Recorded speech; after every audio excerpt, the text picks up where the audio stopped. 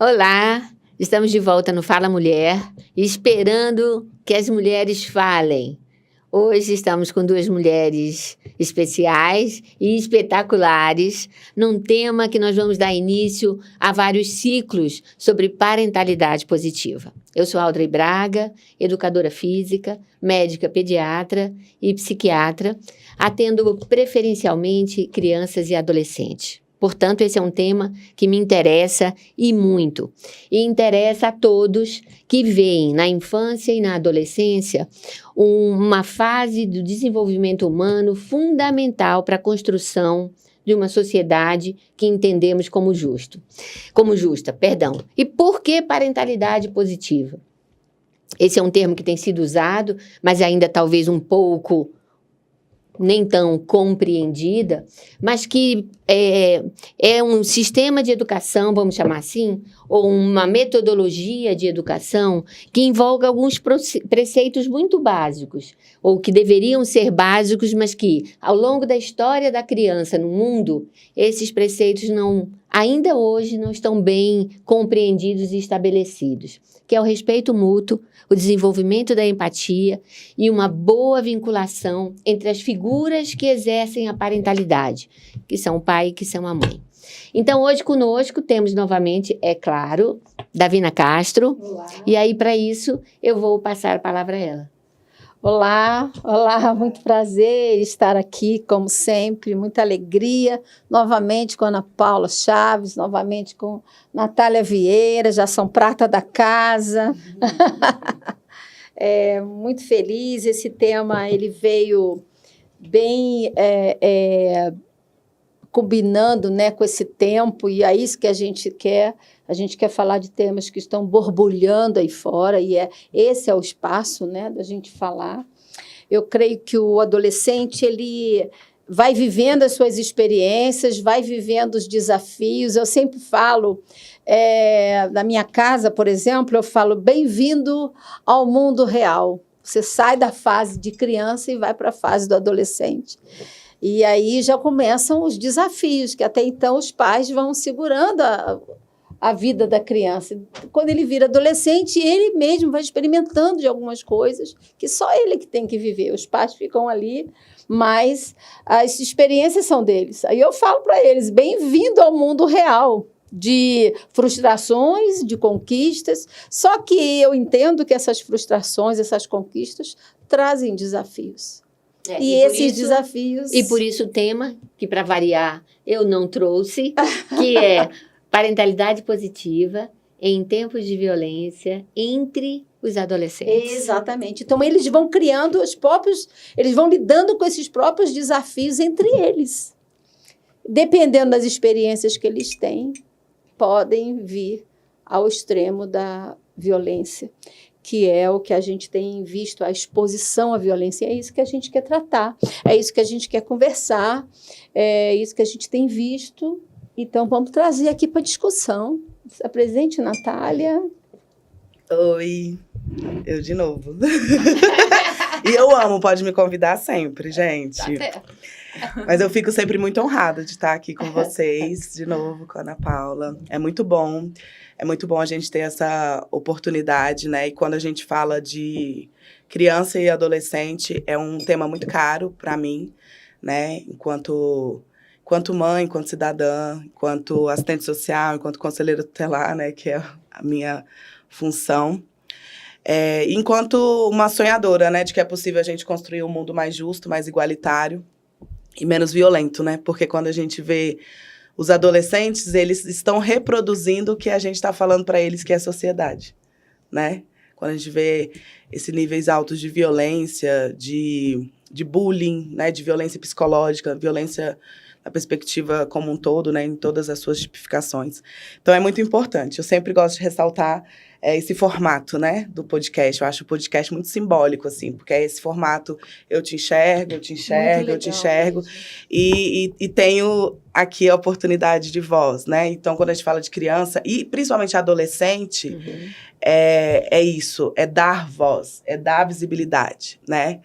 E, eu já queria começar, eu quero contar uma fofoca. Eu estou solteira, né? E aí, Aí eu tô com um amigo colorido, o crush, né? Que é o crush, que hoje em dia, na linguagem de meme, a gente fala o crush.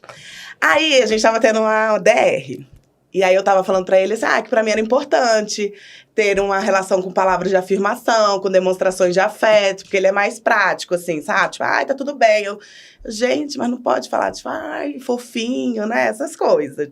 De gente, né? Não é só de mulher, de gente, né? Sim. E aí ele falou assim, aí numa hora assim, né, pra dar uma espetada, porque o homem gosta de dar espetada na gente, aí ele falou assim, nossa, tá parecendo um adolescente. Parecia um adolescente que beijou na boca agora, não sei o quê. Tipo, sabe? Deu assim. Aí eu, meu Deus, maduro. Aí eu falei eu fiz essa reflexão. Falei, o adolescente... Então, ser adolescente é ter disposição para se relacionar? É se doar? É viver? É ficar, né, intenso, vivo? Então eu quero ser adolescente, sim. Então eu quero ser adolescente, né? Porque a gente coloca muito a infância e a juventude nesse lugar de, criança, infantil, né? E aí eu tô fazendo essa reflexão. Claro, gente, eu não tô falando que é errado falar, pelo amor de Deus, né? Eu tô falando assim. Sim. Eu estou falando na perspectiva, assim, que a gente tem que olhar essa população com um olhar mais acolhedor, né? Com um olhar de que eles também têm a nos ensinar. Uhum. Então, eu gosto de reforçar isso quando a gente fala de adolescente, pra gente não, primeiramente, a gente tirar essa coisa de colocar o adolescente nessa caixinha do rebelde, de que, que saco, né? Sair do comum, aborrecência. E aí, o que a gente falou com a Jota, né, que vai sair aí em breve, a gente falou com a Jota, que há beleza na adolescência. Há beleza nessa fase de igual você falou, que você fala pros seus filhos, né? Bem-vindo à vida real. Por quê? A adolescência, ela traz também essa possibilidade que você vai ter que tomar decisões. Sim. Não é? É exatamente Eu vejo muito a adolescência assim, na psicologia muito, né? É o momento ali que seu cérebro está sendo formado, você vai tomar decisões. Então, você já começa a entrar no ritmo de que você vai querer ser, né? E aí, só para finalizar, porque eu não quero falar tudo agora, e eu acho que quando a gente fala de adolescência, a gente tem que falar sobre voltar a sonhar. Os nossos jovens estão perdendo a capacidade de sonhar.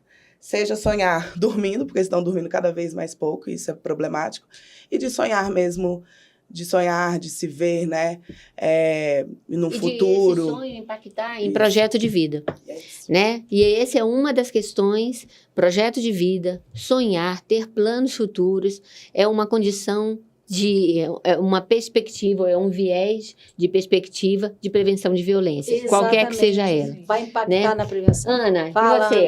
Ana. Então, gente, primeiro quero muito demonstrar minha alegria de estar aqui com vocês, dividindo a banca de novo com a Nath, que eu tenho assim um carinho muito grande, a gente já fez um programa juntas. E a Audrey é uma grande amiga e colega de trabalho, né? Davina nem falo. Então, assim, para mim é muito, muito bom estar aqui novamente com vocês. Eu vou me apresentar, né? Porque nem todo mundo viu o primeiro episódio que eu participei. Então, eu sou Ana Paula Chaves, sou psicóloga, neuropsicóloga, sou psicóloga jurídica e sou professora também na pós-graduação da minha área de atuação. Eu tenho, assim, uma enorme satisfação em trabalhar com adolescentes. É, assim, uma clínica que eu falo que é paixão. Ou ama ou não, né? Não tem muito meio termo em se trabalhar com adolescentes. Eu me lembro que quando eu me formei, o meu intuito inicial era trabalhar só com crianças. Só que só aparecia adolescente no consultório. Aí eu tive uma supervisora, uma querida colega de trabalho, Virgínia Turra, uma psicóloga, e ela disse assim para mim, numa primeira supervisão que eu tive com ela, há mais de 25 anos atrás, porque eu fiz 26 anos de prática clínica. Parabéns. E aí a Virgínia falou assim para mim, Ana, cada psicólogo tem o paciente que merece. Aí eu falava, vou ter que trabalhar esse adolescente dentro de mim, né? E assim, tem uma paixão pela adolescência, porque é o adolescer, né? É a revisão de valores, é quando essas crianças que estão num processo de desenvolvimento, elas fazem essa revisão do que foi dito, do que é vivido. Então, eu considero uma fase, assim, muito rica. Às vezes, os pais falam assim para mim, Mas, Ana, pelo amor de Deus, quando que isso acaba? Eu falo, aproveita, porque, assim, é uma fase tão importante de ressignificação, de revisão mesmo, né? Então, assim, a adolescência é um momento...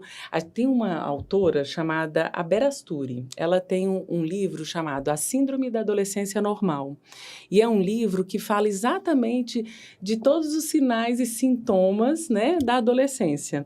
Entre eles, essa questão do adolescente muitas vezes querer ficar sozinho, essa questão que às vezes os pais falam assim, nossa, parece que meu filho não gosta de mim, né? Então, assim, são questionamentos que acabam surgindo e que trazem à tona, né, diante dessa minha fala, o tema do nosso encontro. Porque quando a gente fala em parentalidade positiva, a gente fala de um modo de criação dos pais, né, com os filhos, visando, sobretudo, respeito, a empatia, né, da comunicação não violenta e o respeito às questões emocionais dos filhos, porque ainda que sejam filhos do mesmo pai e da mesma mãe, são necessidades emocionais diferentes, né, são perfis diferentes. Então, quando se fala em parentalidade, a gente tem que ter esse olhar sistêmico e muitas vezes os pais, eles não sempre, né? Mas o que eu vejo na minha experiência clínica é nesse sentido. Eles acabam esperando dos filhos uma resposta que eles ainda não estão prontos para dar. Ainda que seja pela questão da maturidade cerebral, como a Nath mesma abordou, mas a gente precisa contextualizar, inclusive no momento de vida que a gente está passando, né?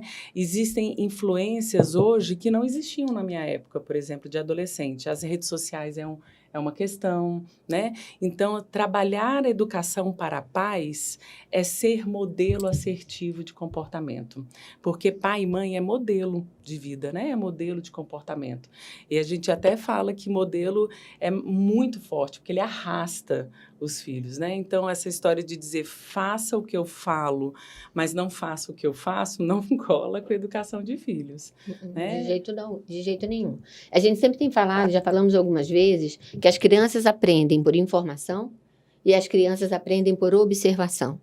E em várias etapas do desenvolvimento, a aprendizagem por observação, ela literalmente é a mais eficaz. É uma esponjinha de fato. Né? E falando de parentalidade como positiva, como prevenção de violência, e o nosso tema hoje sendo violência entre os adolescentes, reforça essa necessidade de estarmos atentos aos nossos papéis.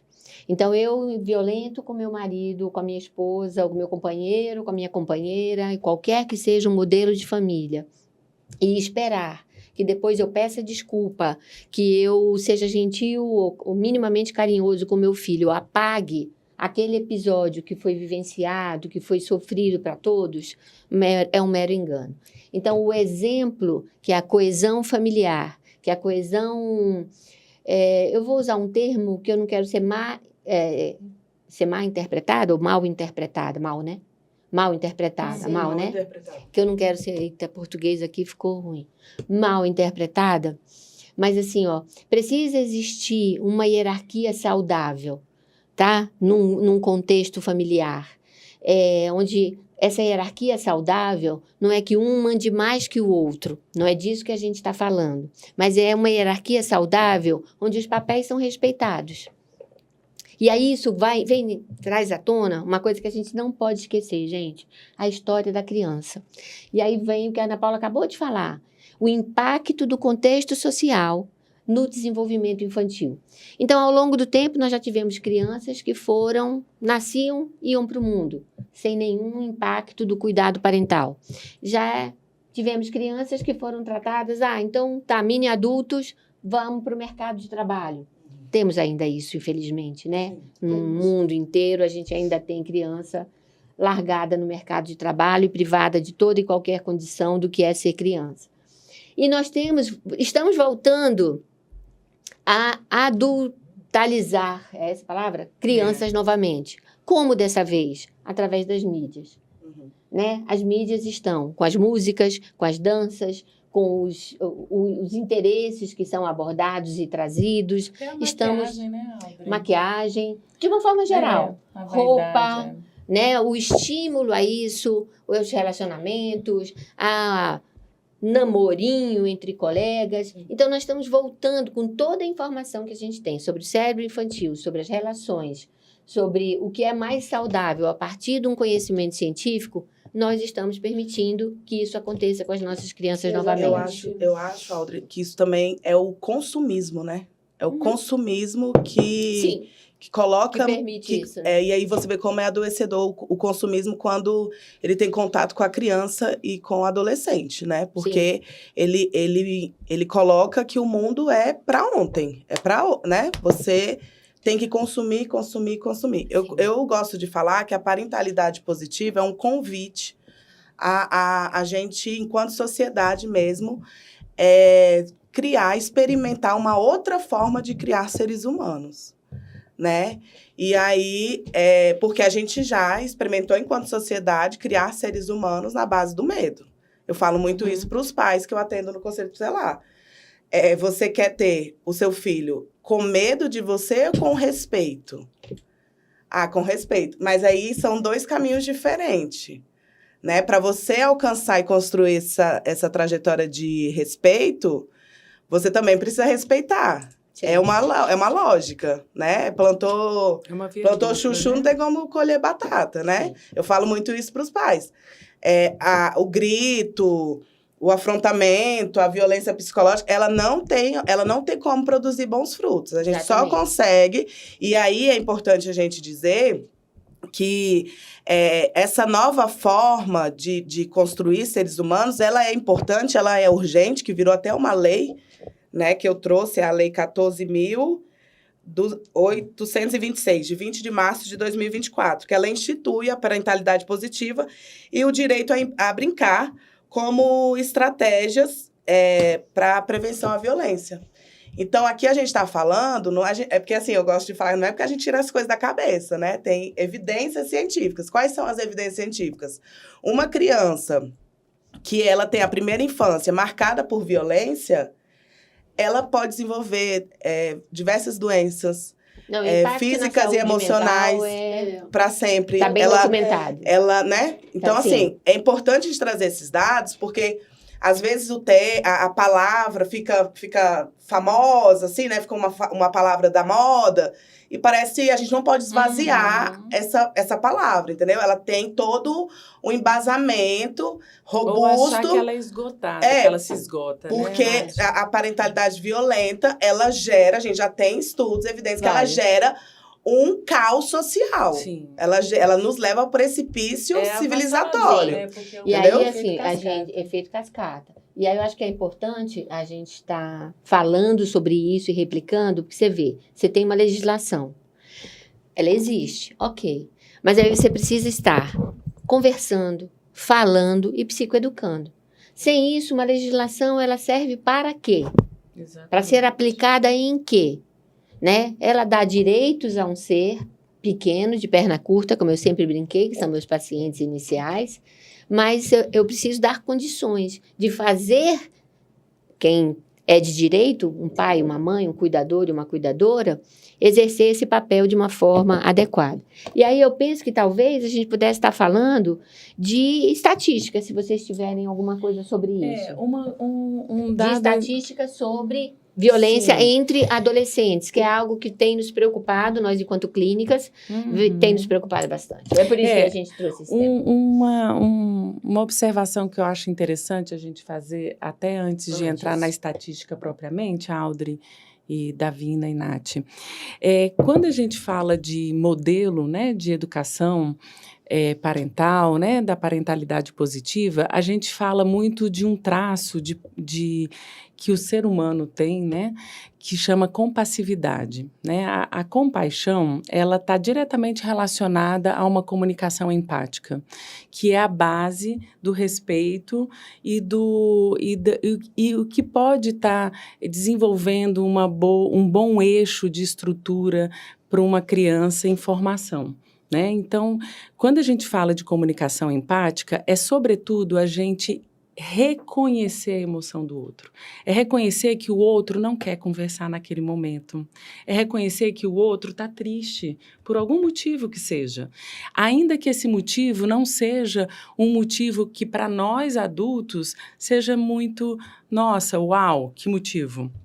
Mas para uma criança, para um adolescente, muitas vezes discutir com um coleguinha ou entrar numa disputa de um brinquedo ou de um horário de diversão é muito impactante para ele, né? Então, validar as emoções do outro é a base de uma comunicação empática, de se ter compassividade. Desculpa te cortar, mas eu acho que é um termo que eu gosto muito de usar, que é o adultocentrismo, que a gente olha esse adolescente na perspectiva do adulto.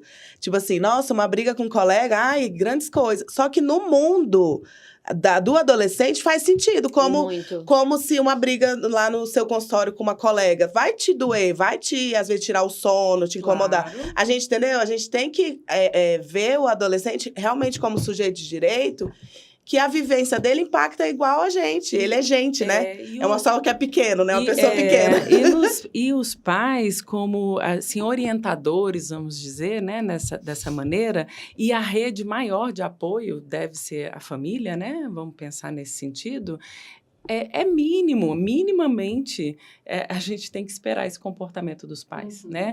Às vezes eu converso muito com a Audrey, a gente se pega muitas vezes em consultório, em trabalho de orientação a famílias, devolutivas, né? Que a gente faz em conjunto, a gente muitas vezes se pega falando mais do mesmo, né, Audrey? E assim, e a gente fala assim, puxa vida, mas ok, vamos falar mais do mesmo, né? Porque a impressão que eu tenho, e aí vem por uma teoria de Piaget, de Vygotsky, né? Que são teóricos da educação, das habilidades socioemocionais, eles falam muito que o aprendizado se dá por repetição. Então, a gente vai repetir, e a gente vai repetir, e a gente vai repetir mais uma vez, né? E a outra questão que eu acho muito importante, antes de entrar nas estatísticas, que reforçam essa questão de modelo parental para a educação de filhos, no sentido das crianças e dos adolescentes, como uma forma de prevenção a uma possível violência. Porque pais, como a gente falou anteriormente, são modelos de comportamento. Então, assim, se vê violência doméstica, no sentido de discussões, de comunicação violenta, a gente está passando o quê para essas crianças, né? Qual é o print que é registrado na mente dessas crianças? No mínimo, o quê? Bem, a minha mãe atende o meu pai, ou vice-versa, à base do grito. A base da agressão física, porque chega a momentos de agressão física. E aí, quando ele não é atendido no grupo de pares, o que acontece? Ele grita, ele bate. E aí, aonde que isso vai para as relações afetivas? Com um namoro, né? Exatamente. Numa situação possível de casamento. E uma outra coisa que leva um dado, gente, que para mim foi surpreendente, né? Eu tenho 26 anos de clínica.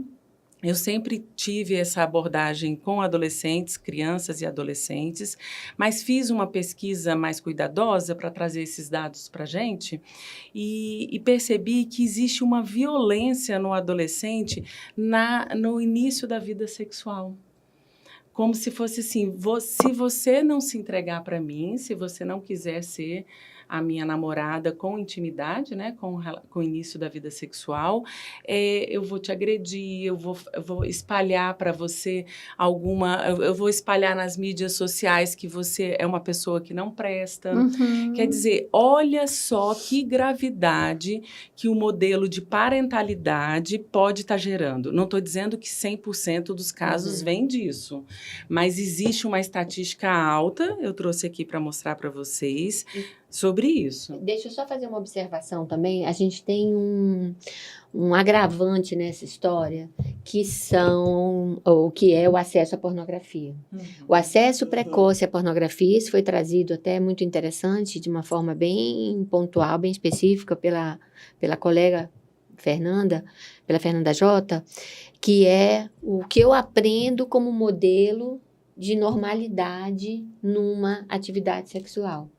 Então, o acesso precoce à pornografia, e, é claro, os vários tipos, né, que se tem possibilidade, infelizmente, de acesso em idade tão precoce, tem demandado, tem trazido perfis de comportamento sexual atípicos, anormais, inadequados, abusivos e violentos. E ela até falou sobre a música, né? Ela usou um termo. Pornossonografia. Pornossonografia. Eu quero só fazer... Eu fiquei muito impactada com a pornossonografia, né? Eu estava querendo lembrar o nome. Eu estava contando, a Fernanda Jota estava falando sobre isso. É impressionante. Ela falou sobre as músicas que os adolescentes estão ouvindo. Então, assim, quando você vai falar de estatística, eu acho que a estatística, nós também estamos incluídos nela. Por quê? É uma questão social. Eu lembro quando eu vou entrar na pornossonografia, mas eu lembro que quando eu era adolescente, nós tínhamos uma vizinha que vivia numa casa meio que invadida, né? E ela era sozinha, e ela era muito violenta. E no espaço dela tinha pé de cajá, pé de goiaba, pé de tamarindo. Então, a gente amava ir lá para pegar, mas nós já sabíamos que quem conseguisse descer para pegar, apanhava. Então, quem quer apanhar primeiro? Então, era assim, porque a gente queria as frutas, porque ela tinha uma madeira que quem descesse lá apanhava. Então, a gente acostumou, a gente entendia isso como uma comédia, né? Mas isso era uma violência e nós não percebíamos. Nós só começamos a perceber quando um dos colegas, numa discussão, numa festa, eu lembro isso, eu tenho 65 anos. Isso tem mais de 50 anos, eu lembro nitidamente. Numa festinha, vocês querem que eu seja como a Dona Pipa? Vocês estão me provocando para eu ser a Dona Pipa. A prática da Dona Pipa de bater já estava entrando em nós e nós não estávamos percebendo. Né? Então, assim, todos nós temos participação nessas estatísticas, se nós não cuidássemos. Tanto a questão dos pais, tanto a questão nós enquanto sociedade. É um adolescente que você esbarra num ônibus, né? É um adolescente que você...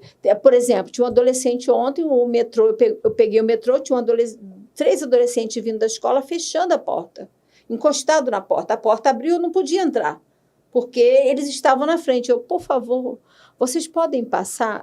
Vocês podem abrir para eu passar? O metrô estava cheio. Eles não, um ficou olhando para o outro. Eu tive que, com licença, eu tive que entrar de lado e elas me empurraram, né? Então, eu tive que, para eu entrar, e eu me senti meio que agredindo, né? Então, assim, é impressionante como isso faz parte a coisa, ela está se espalhando. Essa violência, ela acaba se espalhando. E nós também temos essa parcela, e nós também entramos nessa estatística, entende? Então, agora, só voltando a essa questão da pornossonografia, eu estava contando que eu estava passando por uma rua e estava tocando numa loja de móveis, tocando uma música. E eu parei para ouvir, porque eu falei, não ouvi direito. Eu não ouvi direito essa música. Parei. A música dizia assim, você quebrou a minha cama, agora eu quero que você quebre a minha cara, desse jeito. Você quebrou a minha cama, agora eu quero que você quebre a minha cara desse jeito. Quer dizer, isso vai entrando. Ao mesmo tempo, é uma questão sensual, né? Quebra. Você quebrou minha cama, agora você me quebra. Né? E isso vai entrando. E isso vai fazendo parte do teu cognitivo. Não, e assim, não é? E cria através das mídias, mais uma vez, né? E, infelizmente, porque eu entendo que existem profissionais muito sensatos, mas existe o oposto também, de influencers, né? Que muitas vezes as crianças e adolescentes, assim, endeusam essas pessoas, esses profissionais, e que acabam divulgando com uma força gigantesca uma pornossonografia dessa. Eu me lembro que quando eu passei o último verão, sem ser desse ano, né, de 2025, não, minto, foi 2023, estava tendo uma moda muito grande de um estilo musical chamado piseira. Aí, parecendo um forró arrastado, né? Uma melodia até gostosa de se dançar. E estava, assim, no auge uma música chamada Rita. E um determinado momento da música, ele falava assim, Rita, volta para casa, eu perdoo até a facada. Quer dizer, e assim, as pessoas assim cantando, sabe? Assim, dançando, sorrindo, cantando no ouvido da parceira que estava dançando, sabe? Então, é realmente algo assim muito complexo e muito assim, de uma gravidade muito grande. Porque vira uma normose, é o que a gente está falando. É como se isso não acontecesse, eu não pertenço ao grupo. Né? Eu não faço parte dessa sociedade, porque o adolescente, como a Nath falou no começo da nossa conversa, ele está em maturação cerebral. O cérebro ainda não tem maturidade para tomada de decisões, ele ainda precisa de um guia externo para isso, ainda precisa de um comando externo do tipo, meu filho, vá por aqui, né? Mamãe já passou por aqui, a gente sabe que aqui você vai ter menos dificuldade, não é retirar as barreiras de dificuldades, mas é orientar diante de regras claras de sobrevivência à vida, né? Outro ponto muito interessante de abordar nesse modelo parental positivo é estabelecer regras claras na educação de filhos, né? A regra, quando é clara, quando você diz para o seu filho o que você espera dele, você poupa muita coisa, né? Porque muitas vezes as crianças são punidas. Os adolescentes são punidos sem nem saber o que, de fato, os pais esperavam dele, de que comportamento era esperado. Então, em vez de falar, meu filho, não durma tarde, fale, meu filho, eu espero que você vá para a cama às 9 horas da noite. Sabe? É uma comunicação positiva. Então, são mudanças que parecem bobas, mas não são, né? Então, muitas vezes, o pai e a mãe reconhecer que em momentos de raiva, porque sim, nós adultos temos raiva. Que bom que a gente tem raiva. O que está errado é como a gente deságua essa raiva. É o mesmo que dizer, eu não gosto de você, ou eu não gosto desse tipo de comportamento. Exatamente, Davina. Que você Exatamente. Reage. E aí, muitas vezes, nesses momentos de raiva, acaba-se tendo atitudes que poderiam ser poupadas com a seguinte questão. A criança aborda o pai, o adolescente aborda o pai ou a mãe, que já é difícil, muitas vezes, uma abordagem de adolescente aos pais, por uma série de crenças que acabam sendo incutidas de forma equivocada na cabeça dos adolescentes. E aí, quando ele aborda um pai, de repente não está num bom momento. E o pai deságua nele um bando de coisa, de palavras às vezes pesadas, e aí o adolescente se retrai e vai buscar o tipo de informação aonde? Na mídia, no meio social, e enfim. E aí o que a gente pede para os pais? Chega para o adolescente e fala assim, olha, agora não é um bom momento, né? Reconheça a emoção do outro também, para você saber respeitar o limite do outro. O seu direito termina onde começa o do outro. Então, nesse momento, o papai não quer conversar, a mamãe não quer conversar. A gente pode conversar amanhã? Simples assim. É uma questão de autocontrole emocional, sim, mas isso a gente exercita, né, Audrey? É uma habilidade que a gente desenvolve. A gente não pode deixar esses modelos se perpetuar a ponto de o adolescente começou a namorar, a namorada não está querendo conversar sobre aquele assunto naquele momento e ele fica lá, invasivo, forçando uma situação que chega a uma raia de uma briga, assim, às vezes até física. E é muito frequente. As queixas, eu li um trabalho muito interessante. Já passo para você. Faz assim, para não esquecer, ó. Então tá. Eu vou levantar a mãozinha. Então levanta a mãozinha. Mas um trabalho muito interessante, na verdade foi uma meta-análise. E aí, assim, as queixas da violência física, né? Depois, primeiro, as meninas foram as mais afetadas. Elas demoram bastante para entender que estão sofrendo qualquer tipo de violência. Isso é uma explicação. Foi identificado causas plausíveis para isso, foram identificadas. Violência física, violência psicológica, violência sexual. Foram nessa ordem, tá? Assim, as mais frequentes encontradas. Numa pesquisa no Brasil, uma pesquisa gigante no Canadá, um perfil muito parecido de violência. Então, era um adendo para pegar essa fala. Diga, descruza o primeiro dedo. Então, eu quero fazer um comentário, quero continuar aqui Retomar aqui. o pensamento da minha colega, Tá. assistente social, que isso é coisa de assistente social, que ela falou. Eu falei, ela fazendo assistente social. Porque ela trouxe uma coisa, uma questão importante. Que ela falou assim, a gente não pode falar dessa questão de forma distante. Ai, nossa, eu tô aqui, olha, gente, vocês estão se matando aí, que loucura, né? Tipo assim, não tenho nada a ver com isso. E assim, por isso que tá dando ruim. Aí eu queria só fazer assistente social chata, que a gente, no serviço social, a gente entende também que é muito importante a gente ter mudanças de conceitos sociais.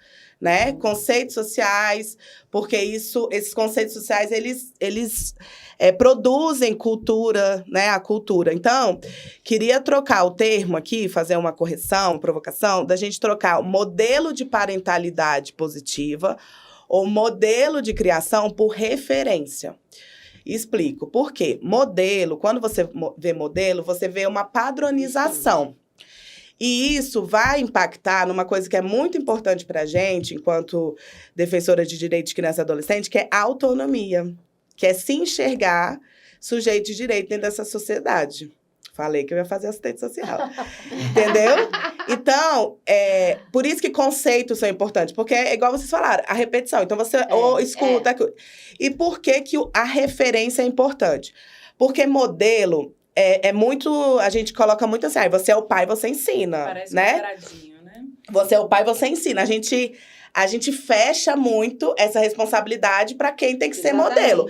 A referência é uma outra perspectiva. Entendi. Entendeu? A referência é, na verdade, a perspectiva do artigo 227 da Constituição Federal, que diz que a educação, a preocupação, a proteção de crianças e adolescentes é dever de todos. Não, ninguém saiu ileso, porque, entendeu? Na verdade, faz muito sentido essa sua fala. Eu até agradeço, né, Audrey, pra gente começar a usar esse termo de referência. Porque, olha, amiga, escuta bem. Porque, veja bem, Nath, a gente tem famílias tão diversificadas, né? Sim. Então, não existe mais essa coisa. Por exemplo, eu mesma, eu sou pai e mãe da minha filha. A própria criança no abrigo, por exemplo. Porque, olha, eu quero comentar uma coisa que você falou. Você falou assim, que o início da vida sexual de adolescentes, por vezes, é muito violenta, né? Por quê? A maior referência que esses adolescentes estão tendo do que é vida sexual é a pornografia. E geralmente, às vezes, é o próprio pai que fala, assiste aí pra você aprender a ser homem. Então, gente, é lógico. Eu falo criança e adolescente, ela é muito inteligente, ela é lógica, entendeu? Você é meu pai. Você é minha referência. E não só pai, né? Não só pai, às vezes é o tio. Tá vendo como a gente não pode fechar essa coisa? Tá vendo? Até eu tô falando, até eu me pego assim.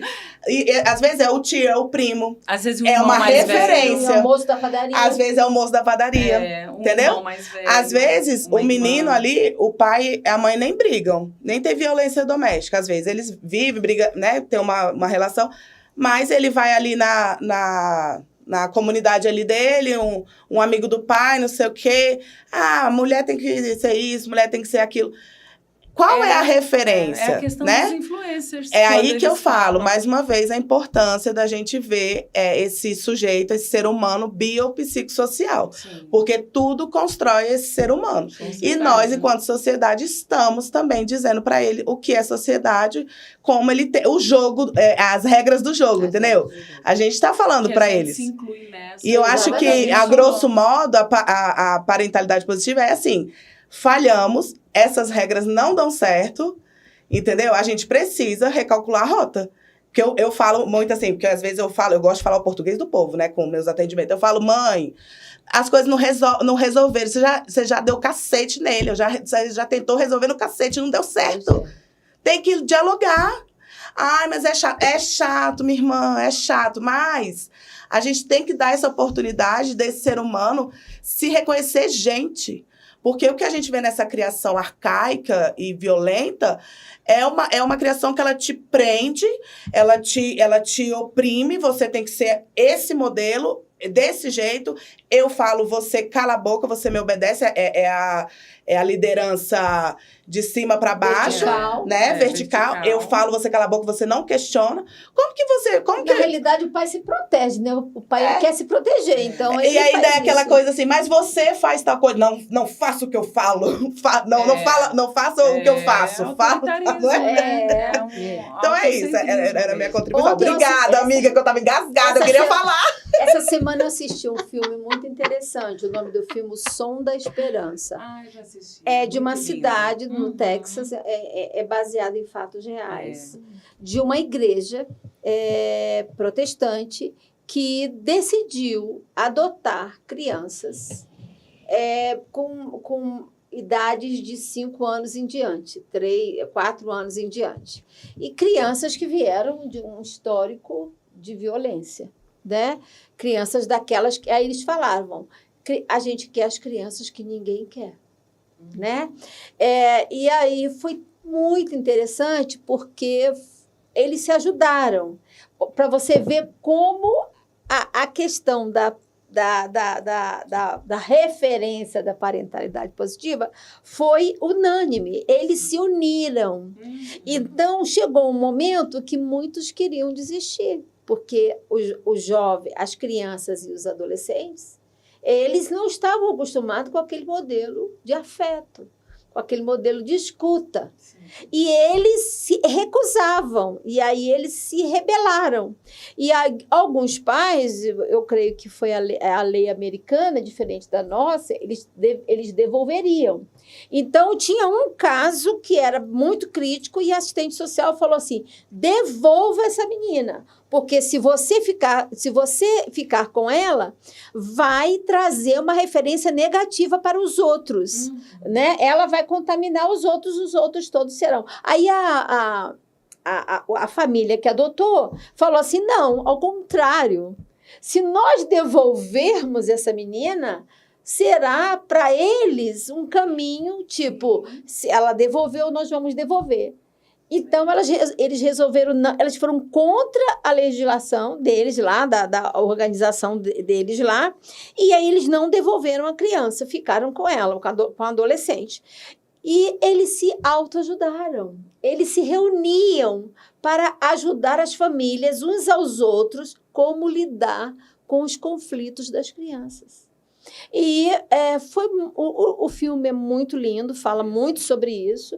E eles se ajudavam, né? Você está precisando de ajuda? Então eu vou lá lavar a sua casa, eu vou arrumar a sua casa, eu vou consertar o banheiro, porque quebra tudo. A minha casa estava preparada para 12, agora eu tenho 6. Porque eles adotavam em famílias, adotavam irmãos. E eles se autoajudaram. No final do filme, e foi fato verídico, né? No final do filme mostrou, uma cidade que houve uma adoção de 77 crianças e adolescentes.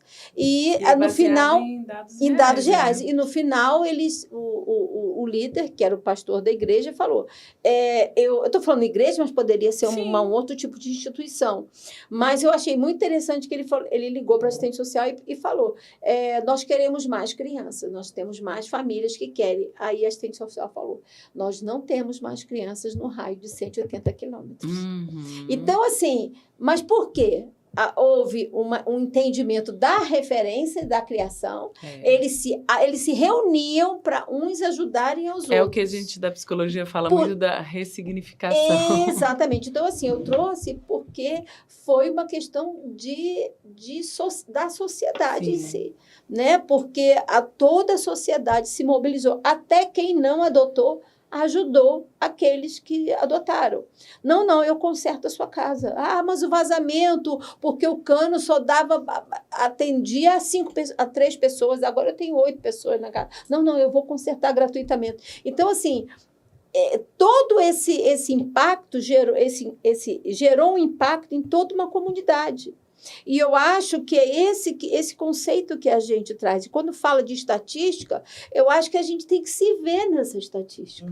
Uhum. Eu me vejo, eu faço parte desse processo. Como É um essa adolescente, referência mesmo, adolescente que eu atendo, é um adolescente que eu vejo, é um adolescente como esse do trem, do metrô, que não me deixou entrar e eu tive que pedir com licença. A minha vontade era de empurrar, eu confesso. Mas eu sabia que eu não podia fazê-lo. Então, eu tive que entrar de lado e eu olhei para ela e falei assim, você deveria ter deixado eu passar. Sim. Foi a única coisa que eu falei. Aí, no próximo, eu percebi dependendo... que a outra pessoa ela já fez assim. Então, assim, ficou algum conceito. Talvez se eu a empurrasse, ela rejeitaria.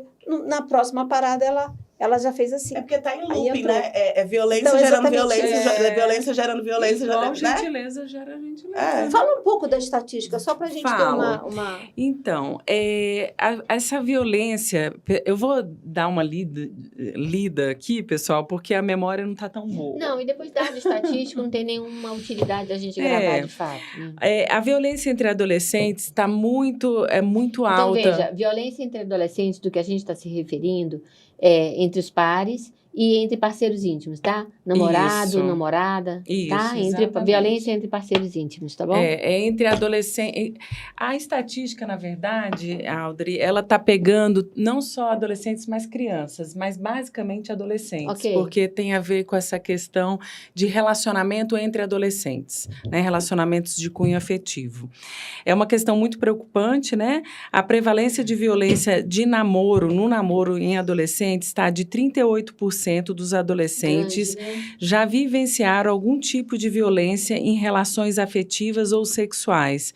Essa informação é da PUC, do Rio Grande do Sul.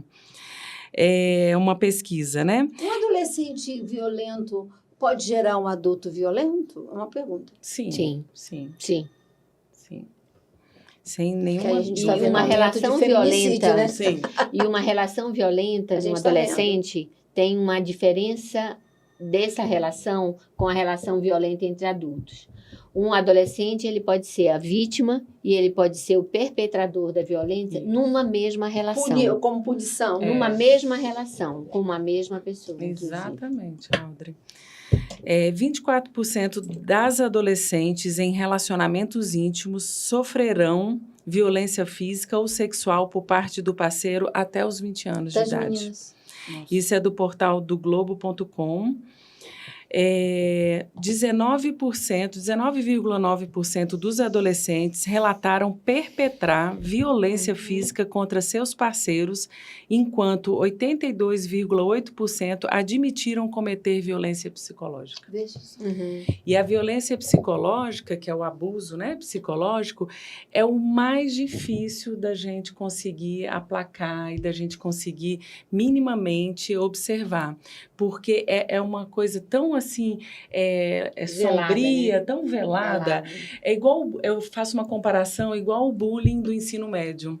Ele acontece assim de uma forma muito velada. Ótima essa palavra, Audrey. A gente usa uma expressão chamada gaslighting, né, que é parecendo uma luz de candeeiro, aquela coisa assim que você não consegue enxergar direito, horas você vê, Fica confuso, horas né? você não vê. A Carla comentou isso no tema da violência. E é o que a Davina trouxe, né? Essas estatísticas nos preocupam, por quê? Porque podem gerar, sim, adultos violentos e chegar aos índices que a gente hoje tem de feminicídio, né? Então, assim, é uma situação muito preocupante do nosso país. É algo bastante... O bullying, ele poderia ser o início de um comportamento violento? Um sinal, Audrey? O bullying, ele pode ser transitório, mas ele pode se perpetuar, né? Assim, da mesma forma que a gente amadurece, né? O nosso cérebro, ao longo do desenvolvimento nosso, infanto-puberal, o cérebro vai amadurecendo. As nossas funções cerebrais superiores, elas vão ganhando qualidades, vão se aperfeiçoando. Então, o bullying na infância, ele pode ser transitório, ele pode ser compreendido como algo negativo e ruim, né, e inadequado. Para ambas as partes. Tanto de quem... Não, a gente tem três ofensor. partes, né? A gente tem três partes no bullying. a gente tem os observadores. Os observadores, eles também são Que são- Podem acometidos, ser potenciais né? bullers, né? podem no ser futuro. potenciais bullies ou vítimas. Ou vítimas, exatamente. Né? Então, a gente tem 3 partes. Não é só quem comete ou quem só sofre, mas a gente tem os que observam. Né? Os que observam com a emoção que é muito ruim de não Você vê dar como a conta coisa é de tão fazer sistêmica, nada. tão ampla, Sim. né?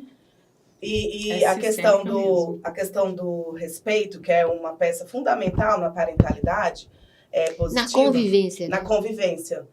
Que a gente quer colocar esse respeito como pedra fundamental. Por É. quê? Porque o respeito, ele previne até o bullying, né? Porque o respeito é você entender também, respeitar a diversidade, diferenças. Por isso que, mais uma vez, eu falo que a gente não pode ir para o caminho da padronização. Que é o limite Né? mesmo, né? Porque esse adolescente, ele precisa se entender que ele vive numa sociedade. E aí, eu falo muito isso quando a gente fala de adolescente. A gente precisa olhar mais coletivamente. Sim. Né? O seu filho, você ensina ele e tudo, mas ele não vive numa caixa, numa bolha. Ele vem para essa sociedade. E onde é a primeira E sociedade... ele tem um papel, né? Ele tem um papel, ele E exerce onde um é a papel primeira e uma sociedade função. que essa criança, esse adolescente vai viver? A escola. A escola. Né? Não, primeiro é a casa dele. Primeiro é Depois a é casa. Mas depois é a eu tô escola. falando assim, já teve a casa, mas aí vai para Vai outra pra escola. sociedade, que é a escola. Essa semana mesmo eu estou exausta, porque as aulas voltaram e aí volta com tudo. O conceito lá, ele faz, ele dá um up. Por quê? É a convivência. É os adolescentes ali, ele vai reproduzir o que ele está sendo ensinado, sendo colocado como normal. Porque o que me assusta também é ver relatos de adolescentes, de relacionamentos violentos, numa perspectiva normalizada.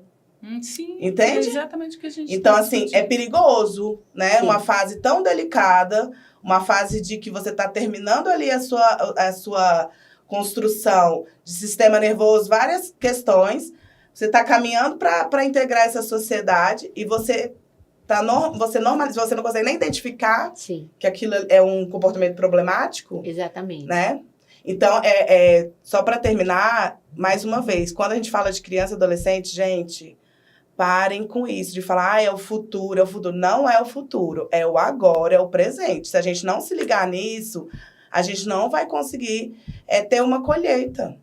Porque a gente não está plantando, a gente está Não. plantando num solo adoecido, num solo entristecido, num solo deprimido, num solo solitário, né? A gente, quinta-feira eu fui numa escola, aí eu fui na hora do recreio, porque eu queria ver como é que estavam os adolescentes, né? Eu tava, assim, super animada, achando que eles, não sei, que eu ia ver, porque eles estão sem o celular, né? Aí eu fui. Gente, cara, eu falei, meu Deus, tem vida na escola, porque quando eu ia na época do celular, era todo mundo assim, nos cantos, né? Ai, nossa, tava a coisa mais linda, assim, na grama. Mas eles estão meio sem saber, assim. Eles estão, tipo, reconhecendo o ambiente. Eles estão olhando pro céu, assim. Não tem nem assunto, Acho que eles né? estão assim, nossa, gente, meu Deus, nunca tinha visto esse céu.